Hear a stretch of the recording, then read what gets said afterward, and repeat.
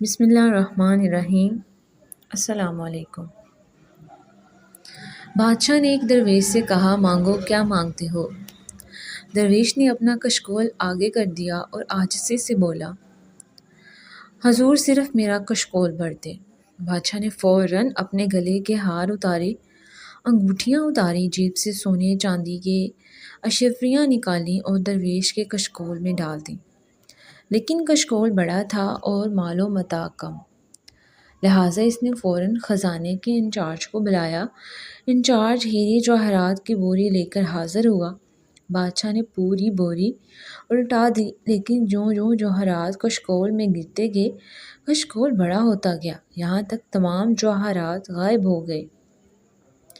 بادشاہ کو بے عزتی کا احساس ہوا، اس نے خزانے کے منہ کھول دیے، لیکن کشکول بھرنے کا نام نہیں لے رہا تھا۔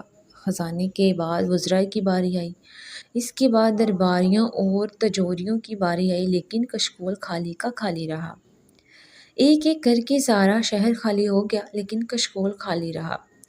آخر بادشاہ ہار گیا اور درویش جیت گیا۔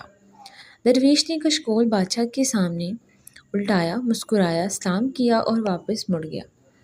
بادشاہ درویش کے پیچھے حضور بھاگا اور ہاتھ باندھ کر عرض کی، حضور مجھے صرف اتنا بتا دیں، یہ کشکول کس چیز کا بنا ہوا ہے؟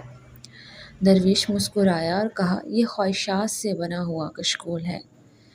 جسے اے ناداں، یہ خواہشات سے صرف قبر کی مٹی ہی بھر سکتی ہے۔